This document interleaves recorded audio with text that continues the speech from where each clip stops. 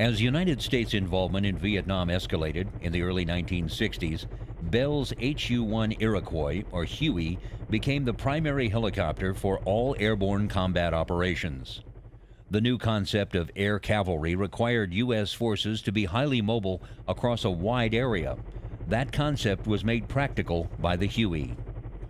Unlike previous wars, the Sky Troopers did not march to battle, but were carried at 100 miles an hour by fleets of AH-1 Hueys across the jungles and mountains of Vietnam to fight an elusive enemy wherever and whenever they were found.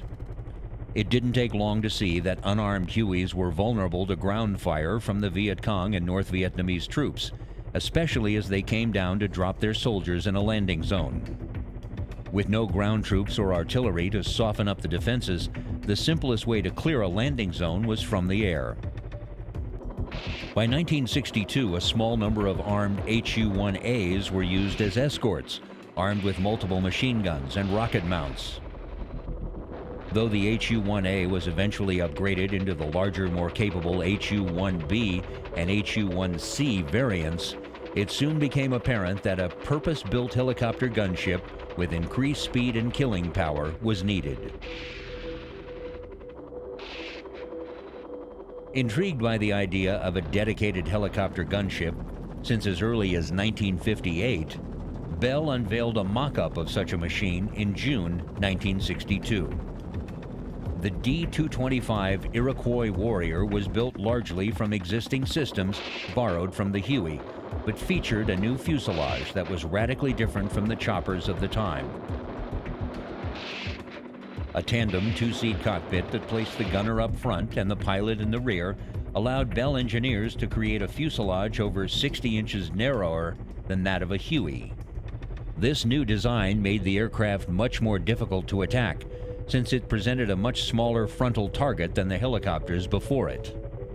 The pressures of the Vietnam War meant the Army needed a gunship helicopter right away, and so in 1965, the service initiated a competition for an interim gunship based on an existing helicopter type that could be put into combat as quickly as possible.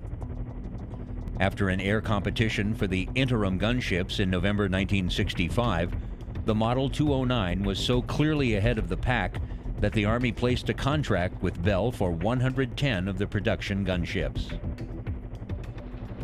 The production Model 209 came to be known as the AH-1, or Huey Cobra, though its Huey ancestry was quickly forgotten and eventually was referred to simply as the Cobra.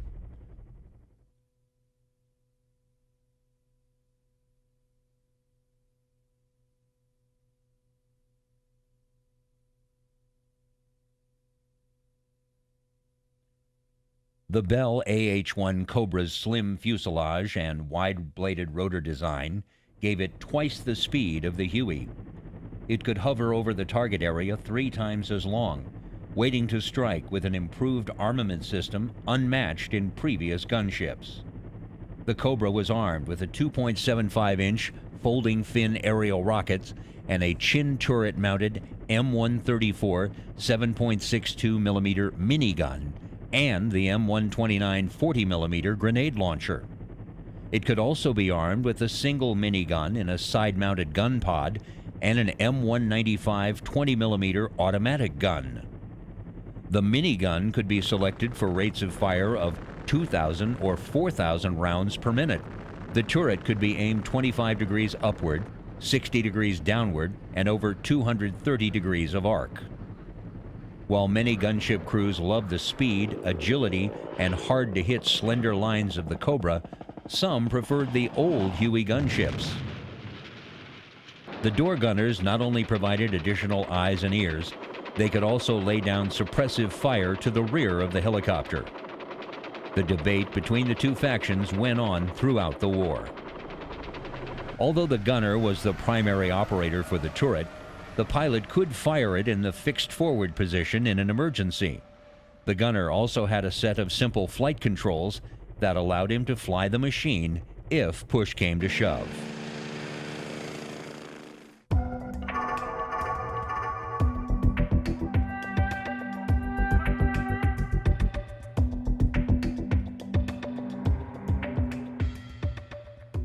The AH-1 arrived at Bien Hoa Air Force Base in South Vietnam in August 1967 and was immediately thrust into heavy combat areas. Cobras were used extensively to escort transport helicopter forces into hostile landing zones and provide close air support for ground troops. They were also used in conjunction with fast and agile Hughes UH-1C Cayuse Loach scout helicopters in devastatingly effective hunter-killer teams. The Hughes UH-1C Cayuse, nicknamed Loach after the requirement acronym LOH, Light Observation Helicopter, is a single-engine light helicopter with a four-bladed main rotor used for personnel transport, escort and attack missions, and observation. Shortly after production began, the OH-6 began to demonstrate the kind of impact it would have on the world of helicopters. The OH-6 set 23 world records for helicopters in 1966 for speed, endurance, and time to climb. In 1964, the U.S. Department of Defense issued a memorandum directing that all U.S. Army fixed-wing aircraft be transferred to the U.S. Air Force, while the U.S. Army transitioned to rotor-wing aircraft. The aircraft entered service in 1966, arriving in the Vietnam War shortly thereafter. The Loaches were often used to find targets for gunships by flying low among the treetops. Then, once fired upon, they would mark the target with colored smoke. Cobras would descend on the target and eliminate it. Cobras were also used in other roles when necessity demanded, including armed reconnaissance, target spotting, and even search and rescue. A total of 1,116 AH-1Gs were ultimately built, with the last delivered in February 1973. About 300 were lost in Vietnam, with about a third of those lost in non-combat related accidents.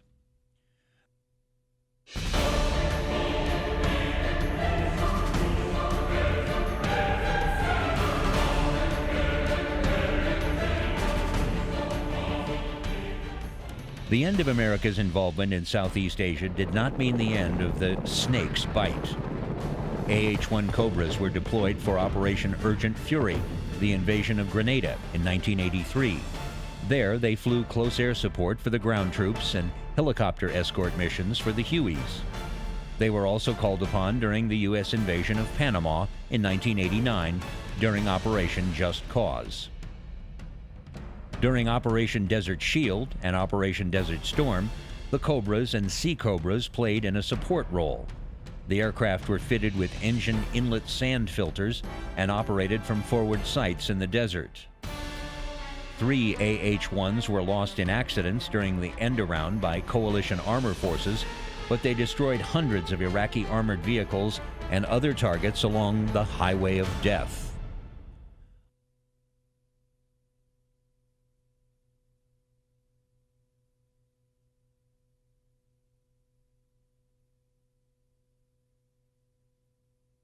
This here is the AH-64 Alpha.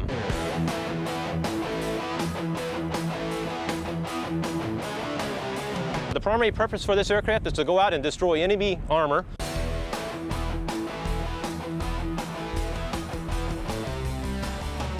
This is the Hellfire missile system. The primary purpose of this missile is to go out to approximately 8 kilometers and destroy any known enemy armor in the world today. It's a twin-engine aircraft powered by General Electric's, put out approximately 1,695 shaft horsepower each. This aircraft here weighs approximately 15,100 pounds.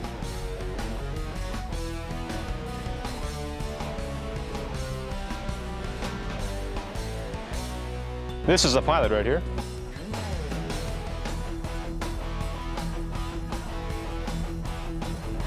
From wingtip to wingtip, it's 17 feet 2 inches. This is the 19-shot rocket pod. This is the 30mm chain gun. Don't bother running. You only die tired. In the 1950s, the world became familiar with the military helicopter as a machine of mercy, an airborne ambulance that would whisk injured men from Korean battle zones to hospitals. A decade later, American fighting men returned to Asia, this time facing a much different type of war. Vietnam was a guerrilla war. The enemy would strike and then disappear.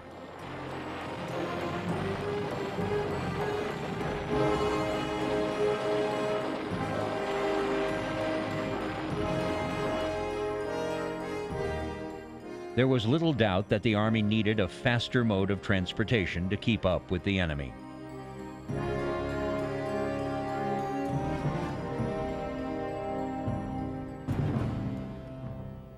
Enter the Bell HU-1 Iroquois, fondly known as the Huey. This was no airborne ambulance, this was a fighting machine. Those that weren't used as troop transports were modified with 30-inch machine guns and rockets to escort the unarmed troop ships in and out of battle. The development of these helicopter gunships changed the nature of close air support. Helicopters were highly maneuverable, speedy, and could get down and dirty with the ground troops in a way that jets could not. The First Army Huey was the root of the American combat helicopter family tree. While one branch spawned an entire family of helos built specifically for transporting troops and supplies, another branch gave birth to the Cobra, the first pure attack helicopter. A worthy successor to its early gunship ancestors, the Cobra nonetheless had its Achilles heel. With the Cobra, it had its primary anti-armor weapon was the tow missile, and it only had a range of 3,750 meters. That means in order to shoot a tank, you're getting close to being inside the tank's main gun round range. The Army began looking ahead to the next generation of attack helicopters, and by 1975 they had two candidates. Bell Helicopters, the creator of the Huey Cobra, pitted its prototype AH-63 against the AH-64, made by rival manufacturer Hughes.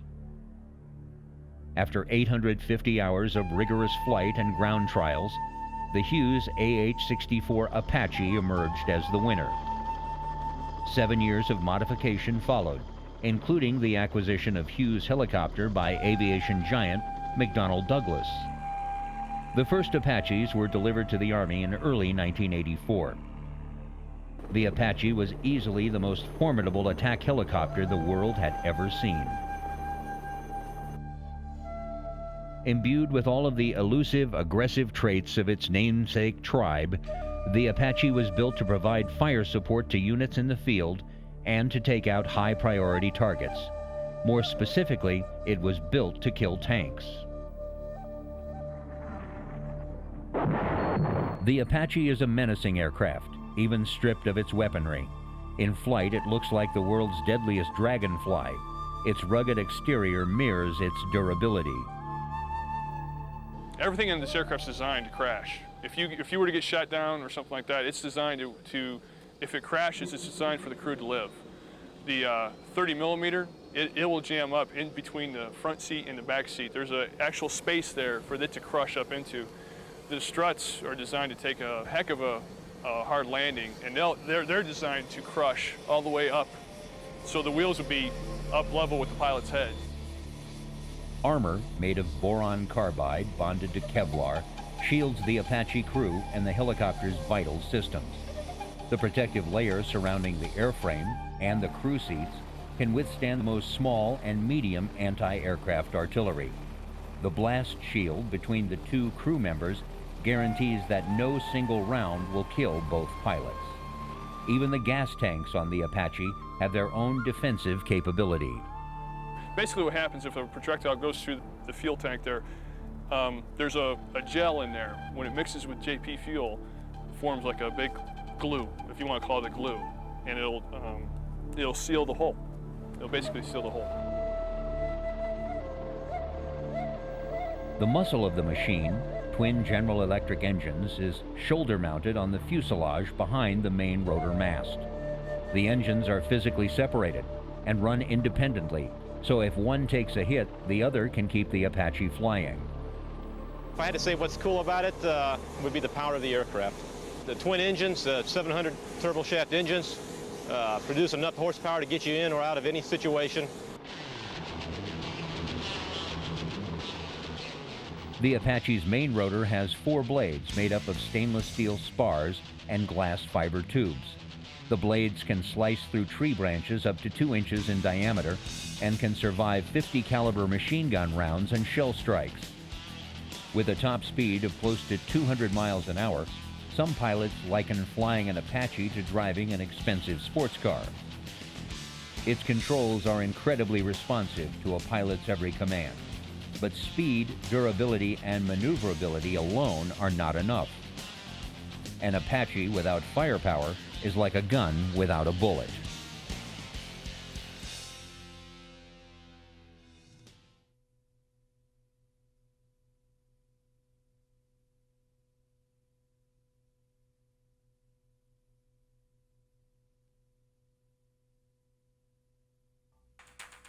The Army designed the Apache as a platform for a new generation of weapons.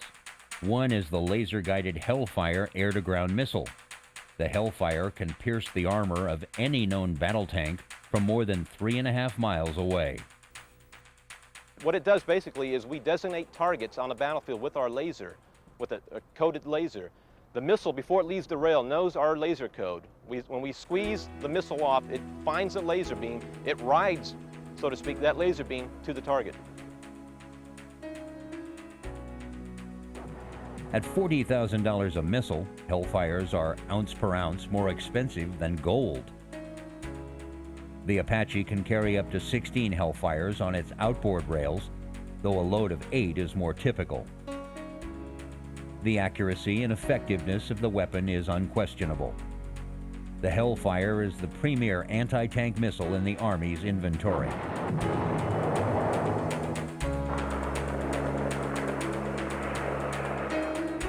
It's what the military calls a standoff weapon.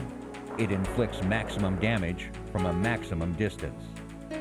But when you're close enough to the enemy for a bare-knuckled brawl, hanging tight below the cockpit, the chain gun packs 1,200 rounds of 30-millimeter punch. 2 stub wings on either side of the Apache carry Hydra rockets. The 2.75-inch folding fin rockets can be armed with a wide variety of warheads. We can use multiple purpose submunitions, which each rocket will carry 9 submunitions, and they burst in the air and they fall down and they'll cover a large area with small explosions. It's kind of a poor man's cluster bomb. The Apache can launch its 38 rockets in a variety of combinations, or all at once. That's a feeling pilots can only describe as a real rush. Not only do you feel it, you smell it. You smell the cordite as the 38 rockets leave the aircraft and the smoke that it leaves behind. Strapping into an Apache is like climbing down into an Indy car. Not an inch of space is wasted in its sleek interior. The 2 crew members sit in tandem, with the pilot occupying the rear seat. His perch is more than a foot higher than the gunner's, providing a clear field of vision. While tasks are divided between the crew members, both are fully qualified pilots and both know how to operate the aircraft's weapons systems.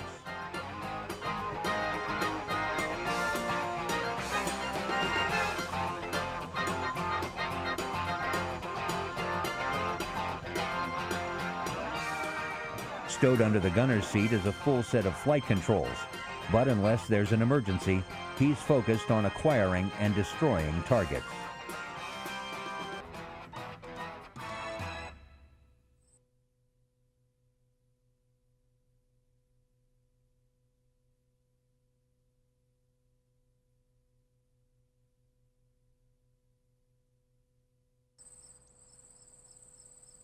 Not long ago, helicopter crews were virtually grounded once the sun went down. The surest way to wrap your helo around a tree was to fly at night. But for Apache pilots, nightfall is when the fun begins. As they slip on their high-tech helmets, another world emerges, a world where night becomes day.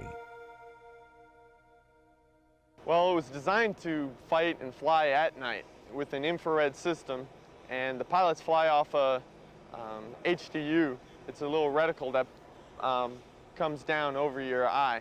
You can fight, fire, fly, all through that little TV screen. There's a lot of information jammed into that little television screen. The pilot sees an infrared image that allows low-level map of the Earth flight, along with symbols that tell him how high and how fast he's flying. Maneuvering with one eye takes some practice. It's a skill pilots say that if you don't use, you lose. The helmet is connected by wires to the aircraft's weapons control system. Either crew member has the option of slaving the 30mm cannon to his helmet, so the gun automatically points wherever he looks. It basically does little trigonometry. It knows how high the helicopter is, what the look-down angle of your head is, and it does little trigonometry and it figures out the range. If we were in a battle position and the front seater is engaging targets looking a long ways away, the back seater is worried about what's happening around him. So the back seater could have control of the gun slaved to his helmet. He could be looking to see if there's any bad guys around him and just suppression and keep them away while we're concentrating on what's going on downrange. Because the Apache is a sexy, state-of-the-art machine, competition to fly it is fierce. Only the strong of mind, body, and spirit need apply. Potential pilots go through 9 months of basic flight school, and only then can request Apache duty. If selected, they undergo an additional 3 months of intense training. They log countless hours of flight time in simulators. The simulators are virtual reality that is virtually real. Pilots respond to one computer crisis after another to test their performance under pressure. While nothing can take the place of actual flight, the time spent here pays big dividends when the student straps on his first Apache. Once they graduate from flight school, pilots report to their operational units, but their schooling is never really finished. Skills need to be constantly fine-tuned, so the Apache pilot is totally prepared for the inevitable battle that lies ahead.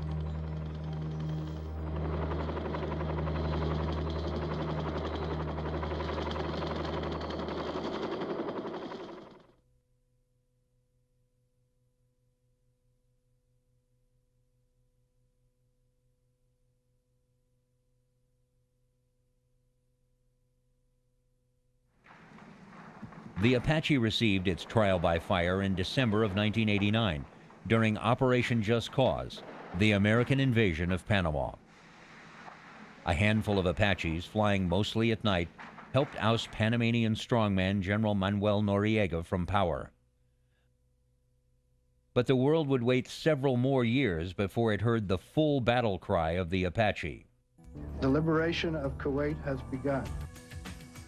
January 17, 1992. A pre-dawn blitz over Baghdad marked the beginning of the Gulf War.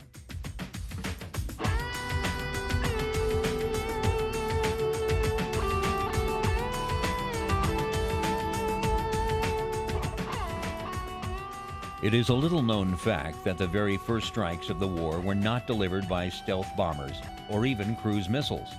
Rather, it was a task force of Apaches that drew first blood. In less than 2 minutes, Apache gunships took out 2 Iraqi radar sites.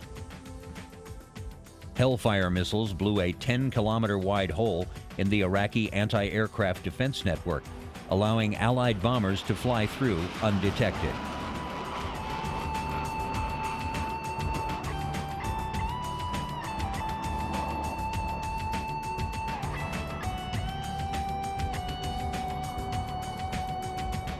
That's wedged to the south. 4, 3, 2, My position 1. for about 10 Should miles. be impact. Boom! Oh, yes! Coming right. Base plus 19. Buddy spike base plus 19. Lasers off. Lasers off. Coming right. We destroyed that thing bigger than Dallas. Okay, coming. 9, no factor. It's real pretty down there. 5 seconds left to fly, Dave. Real pretty down there. Nail that pitch. Buddy spike base plus 19. Okay, stand down for a little BPA. Let's get away from the AAA. Let's turn right. Start your turn now. Look at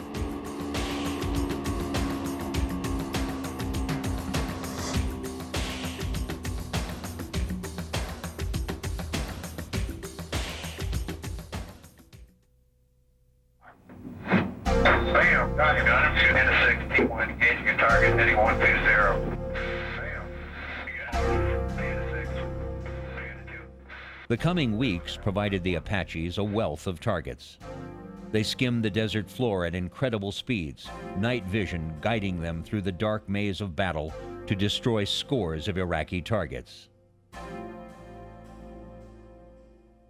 Smoldering cinders of enemy bunkers and trucks provided grim proof of the lethality of the gunship's rockets and cannon fire. But most Apache pilots prefer the anonymity that comes with distance, a luxury that the Hellfire provides.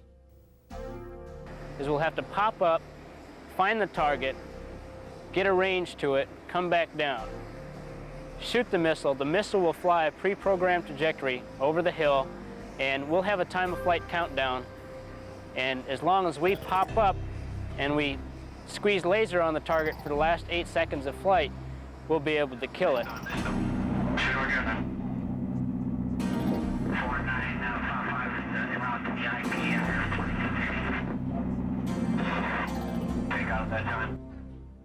Countless Iraqi tanks met their end without a clue of what hit them or where it came from.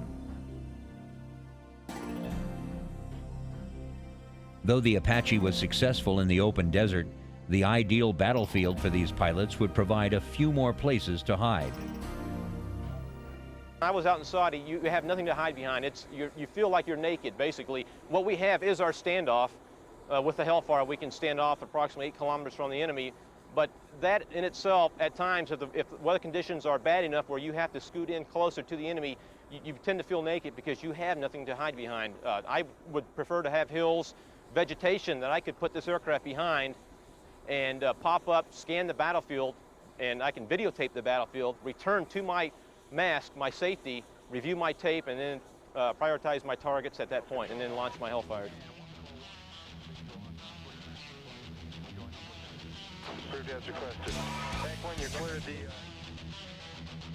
The future of the Apache has arrived in a variant called the Longbow.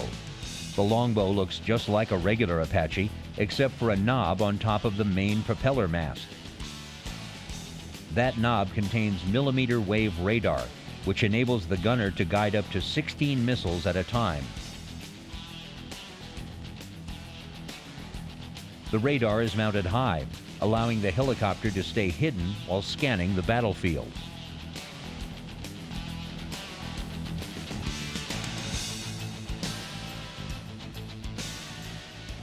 With the Longbow and the radar fire control, as long as the radar is exposed, it can find the targets and classify the targets and prioritize the targets, all without having to be exposed to the enemy. And they can shoot their radar-guided missiles, and they can get all the missiles going to a different target at one time.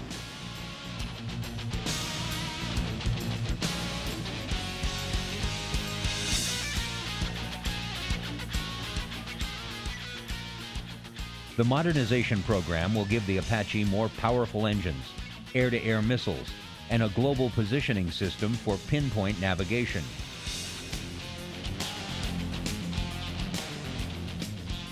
Eventually, every Apache in the fleet will be upgraded to a Longbow.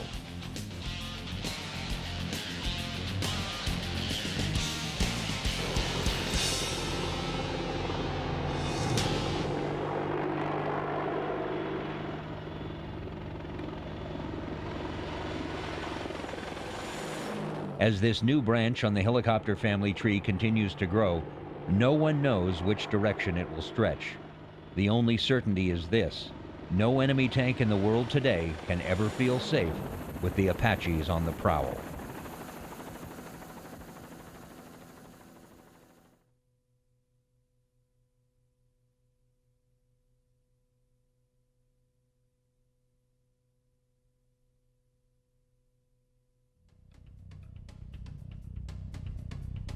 Flown by operators from the 160th Special Operations Aviation Regiment, or Night Stalkers, the AH-6J Little Bird is a light attack helicopter designed to support special operations. The AH-6 was initiated in 1960 when the U.S. Army issued specifications for a light observation helicopter that could perform personnel transport, escort and attack missions, casualty evacuation, and observation. Hughes Tool Company's Aircraft Division submitted the Model 369. The first Model 369 prototype flew on February 27, 1963. 5 prototypes were built and delivered to the U.S. Army at Fort Rucker, Alabama, to compete against other prototype aircraft. In the end, Hughes won the competition, and the Army awarded a contract for production in May 1965. The initial order was for 714 aircraft, but that was later increased to 1,300 with an option to buy another 114. 70 helicopters were built in the first month. This agile, unarmed helicopter is outfitted with outboard benches designed to ferry up to 3 commandos on each side. Painted black for nighttime operations, this small aircraft can conduct rapid insertions and extractions of Special Operations Forces into areas where its larger brother, the MH-60 Blackhawk, cannot.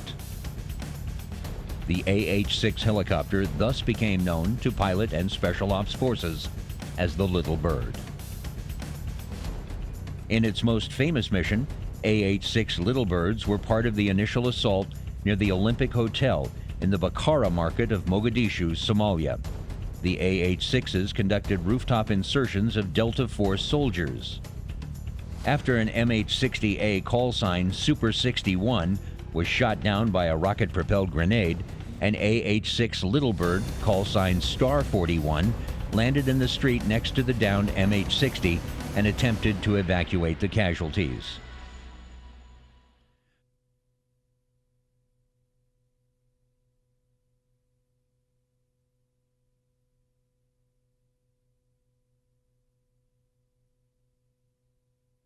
This is the OH-58D Kiowa Warrior.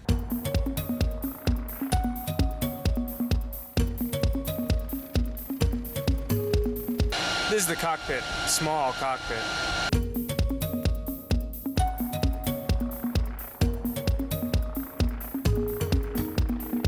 This is a Battletech coordinator, big Battletech coordinator.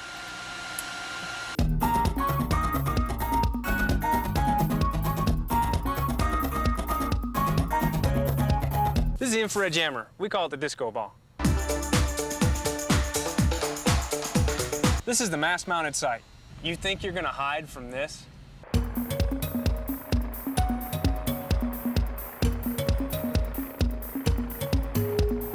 It carries a serious weapon load. 2.75 rocket, the Hellfire missile, 50 caliber machine gun, Stinger air-to-air missiles.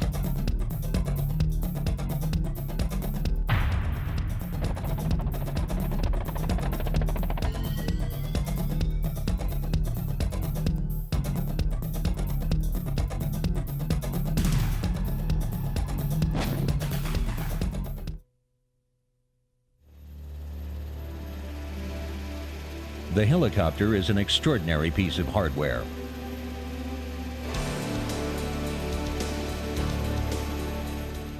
Versatile, fast, and maneuverable, it is able to get into and out of places that no fixed-wing aircraft could even contemplate. While the basics of helicopters have not varied much since Igor Sikorsky developed the first working model, the helicopter and its tasks have been evolving ever since. Today, there doesn't seem to be much that helicopters can't do, making them indispensable to the United States military. Hand in hand, mission and machine have changed together. Like anything else, technological helicopters have specialized. With each succeeding generation, new lessons have been learned, new job descriptions written. Over the years, 3 basic roles have evolved for helicopters: transport, attack, and scout. All helicopters, of course, perform more than one of these tasks, but increasingly, aircraft are fit for just a single mission.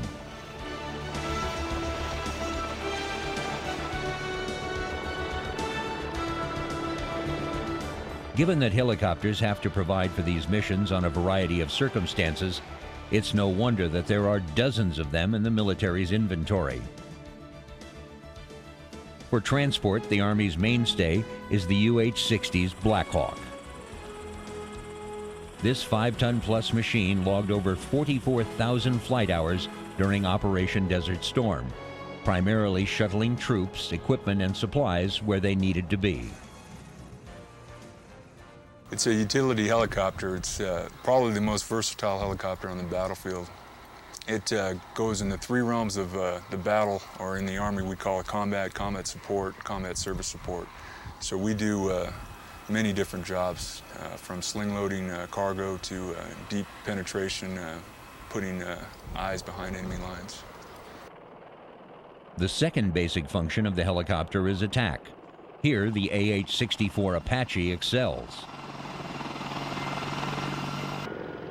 Resembling a praying mantis, it provides fire support to units in the field and takes out high-priority targets, particularly tanks.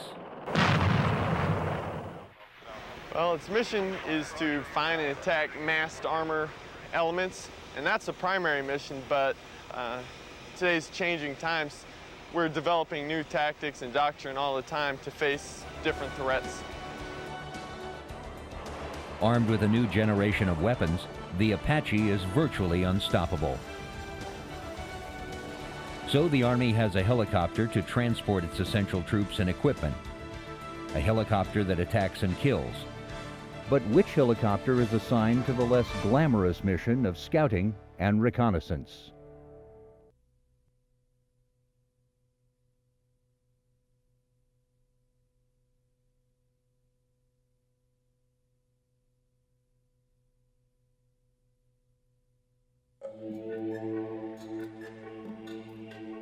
In battle, information can mean the difference between life and death.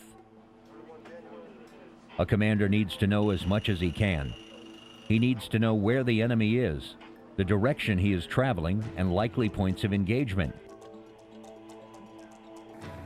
Scouts provide this information. Whether on land, sea, or air, scouting and recognizes is a fundamental military action. There is no better way to study the battlefield's big mission than from the air. For the Army, airborne scouting is done from the OH-58. Generally, it's a scout aircraft used in the cavalry for scouting and reconnaissance to provide reaction time maneuver space to the commander. Modified from the familiar civilian Bell 206 Jet Ranger, the Kiowa Scout was born during the Vietnam War. Originally rejected in favor of the OH-6 Loach, the Jet Ranger's civilian success earned the Kiowa a second look. In 1968, it started to replace the Loaches.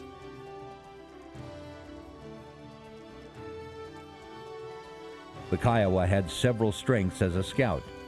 First of all, it was small. It could hover along stream beds or hide behind trees, popping up for a look at the battlefield and then disappearing. That was important because the Kiowa's primary defense was its ability to move around the battlefield undetected. In its cockpit was a crew of 2, each one a fully qualified pilot. The way things are set up in the cockpit is all ergonomically designed. We can keep our hands on the controls. The right seater doesn't have to take his hands off the controls to tune radios, to change different screen functions on the inside of the aircraft. The left seater is mainly a system operator. He looks for targets, operates the sighting system, operates all the navigational systems. So whereas the workload is increased, the overall division of attention is decreased. While the small size of the Kiowa made for a cramped interior, its light weight made it an easy helicopter to transport. 2 OH-58s fit comfortably into the hold of a C-130 and could be offloaded and ready to fly in 10 minutes. Okay, talk plot, and plot starts now. Okay, come on. Other maneuver back and forth. Heave! Come on. Disconnecting the chains. Yeah. Push, push, push. Sights up and going. Blade start turning now. Yep. 9 minutes, 25 seconds, blade start turning. It'll be off in 1 minute, Jim. Coming up. We're off. Okay, 10 minutes, 25 seconds. You're looking real good, guys. By the late 1970s, the Army needed a new way to safeguard its expensive new Apaches, born attackers that would be nearly helpless on the battlefield without their scouts. Under the extensive Army Helicopter Improvement Plan, or AHIP, Bell developed an upgrade for the Kiowa. It modified the OH-58 airframe with high-tech sensors and avionics that wouldn't be out of place in a jet fighter.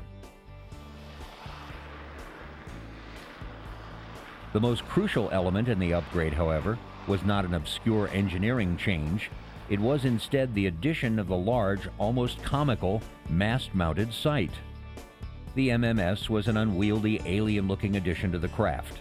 Its eyes peered out from above the rotor, bringing the battlefield into clear focus, day or night, rain or shine. The MMS was mounted high, so that the Kiowa could peek over tree and ridge lines, taking the enemy by surprise. The MMS ball was 65 centimeters in diameter and could freely rotate 360 degrees. Inside was a thermal imaging system that could detect targets at night and in extreme weather conditions. There was also a low-light television that enabled the crew to see better than they could with just their naked eyes. The aircraft, with the mast-mounted sight, gives us the ability to detect out to possibly 10 kilometers based on terrain and weather situation. We can normally identify somewhere between 5-6 kilometers out. That has increased our capability over the old system that we had, which was the OH-58 Charlie and AH-1 Cobras. Yeah, I got wires coming up 12 o'clock, right, left, right, I've got them in sight. As the crew surveyed the area with the MMS, they reported back by voice radio to headquarters, to other aircraft, or to artillery fire units in the field. The MMS added another capability to the Kiowa as well. Inside the ball was a laser that provided two different functions. First, it was an incredibly accurate rangefinder that allowed the crew to pinpoint the exact location of targets. Second, as the battlefield grew more sophisticated, by painting a target with its coded laser, the Kiowa could direct missile and smart bomb fire, thereby increasing the helicopter's influence.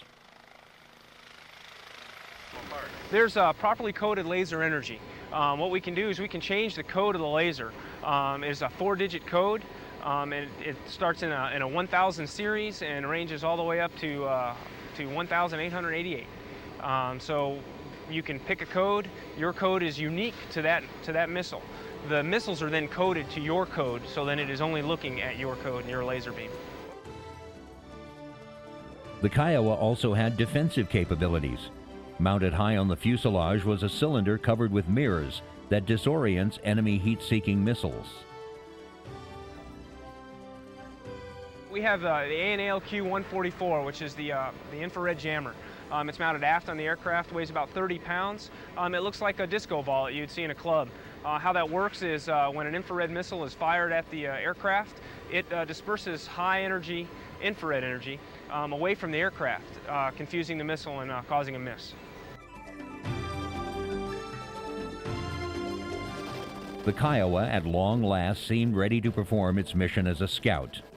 An accomplished specialist, it could wiggle its way deep behind enemy lines, find and accurately pinpoint enemy troop conformations, and even designate impact points for smart weapons.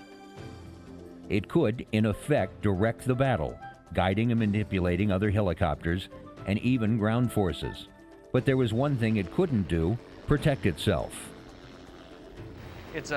It's difficult at times because you're much more exposed than anybody else, and you have to rely on the close air-ground integration to be able to have the ground guys come up and support you in times of great need, and that can often get to be a problem because as you're working 3 to 6 kilometers in front of the ground troops, and depending on the enemy situation, if you have a team that goes down, then you have to try to push somebody forward to help secure them so that they don't fall into enemy hands.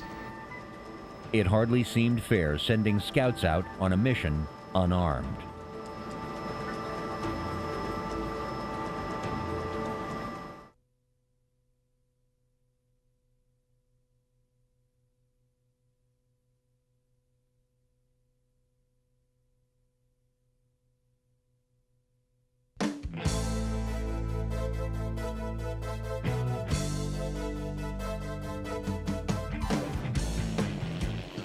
After more than a decade of upgrades, the Kiowa had emerged as the world's best scout helicopter.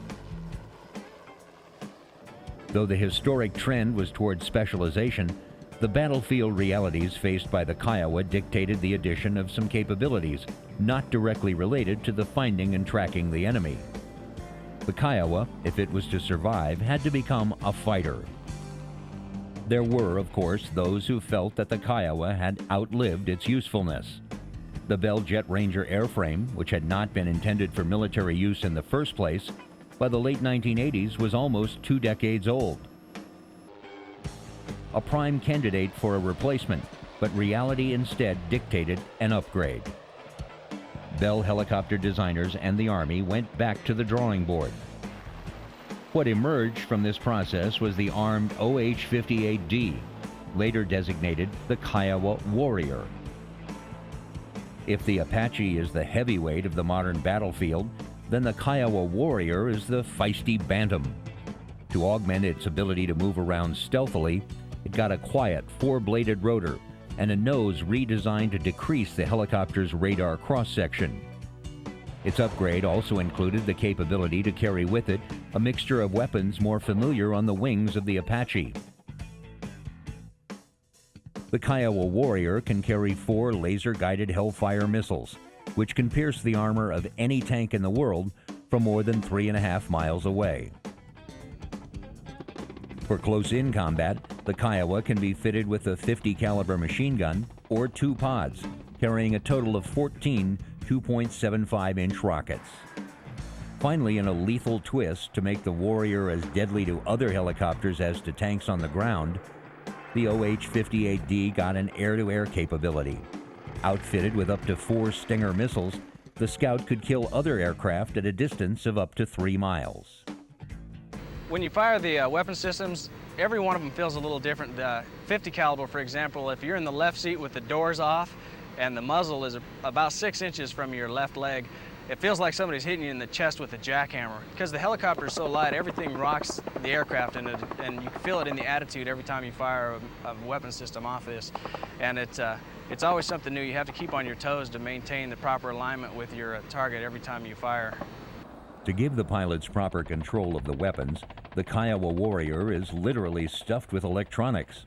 The cockpit itself, while largely unchanged, has been fitted with the same kind of sighting gear more closely associated with attack helicopters. What we have is, as I said before, it's an ODA.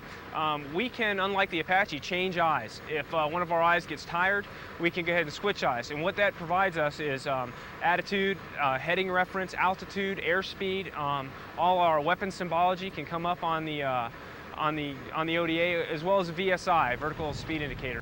Although the Kiowa Warrior cannot be fortified with all 4 of the weapon systems at one time, any combination of 2 can be mounted on the craft. Well, the previous model OH-58 was just basically built to observe artillery rounds and to adjust them for artillery used in the mass-mounted sight. But the Kiowa Warrior, it's used in a cavalry role where it can actually go out and screen and guard the main body of the cavalry, and can actually engage the enemy if it comes upon the enemy with its weapon systems, where the other one couldn't. While the MMS was designed to paint targets for other aircraft, the Kiowa Warrior can use the designator to choose its own targets. That, however, poses something of a dilemma for the aircraft's crew. Normally the OH-58 Kiowa Warrior is well forward of the battle. And being up close like that, by shooting a missile, all you're doing is sending a smoke trail right back to your aircraft. That's making you a very good target. By using a laser and using another shooter, the OH-58D Kiowa Warrior can maintain undetected and still lays targets. Really, it's difficult at times to to maintain the scouting role when you have a light attack capability, because you have to train and discipline the pilots to maintain their scouting mission and not become decisively engaged with the enemy elements that are around, because you have the ability to attack and kill them. The Kiowa Warrior is one of the most successful U.S. military aircraft programs ever. The helicopter has won the largest number of industry and government awards for customer satisfaction, engineering excellence, and combat performance in the field. But it is also a helicopter nearing the end of its useful lifespan. The armed OH-58D is so packed with equipment that it is within 75 pounds of its maximum takeoff weight. Simply put, there's no more room for upgrades. The Kiowa, however, will not disappear. The Army will likely keep dozens around, and hundreds will remain in the National Guard inventory. The Army recently ordered 157 specially modified Jet Ranger trainers for its helicopter school at Fort Rucker, Alabama. This assures that another generation of pilots, attack, transport, and scout will come to know and love the Kiowa. I think the greatest thing about being a helicopter pilot is the view you get from your office every day when you go to work. There's a lot of an exhilaration and the rush to it. It's difficult to try to communicate to people about what you feel and the things that happen in an aircraft that don't have the opportunity to fly very often. And I feel fortunate every day that I get the opportunity to do my job that I have and to be able to go out and execute it. It's just a rush. It's high speed, there's something new, and there's something exciting happening every time you go fly that's something totally new.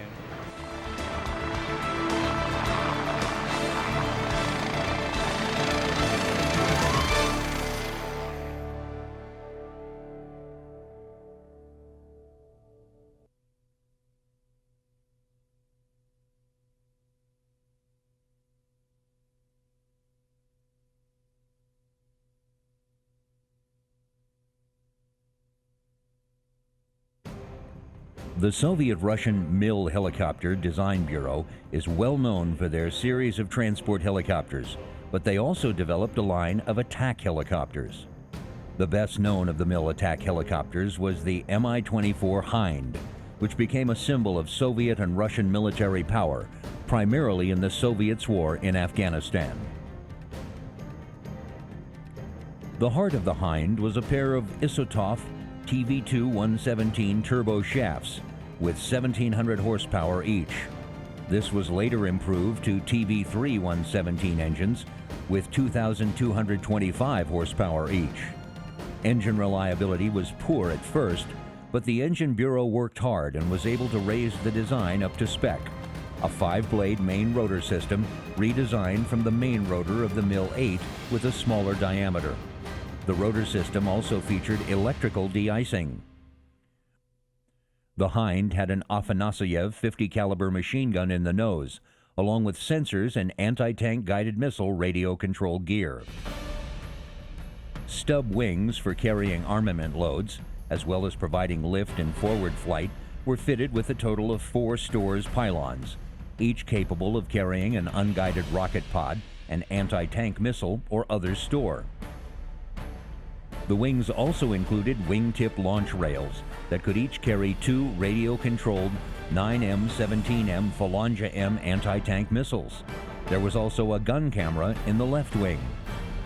The windows included firing ports for the soldiers' assault rifles, much like an infantry combat vehicle. The Hind A suffered from some drawbacks in service. Firepower was inadequate, and even though the Hind A's cockpit featured a large area of glass, it provided a surprisingly poor field of view, as well as poor crew protection. By the late 1970s, the Hind was in widespread use by the Soviet military and client states. Many more variants of the Hind were built in succeeding years.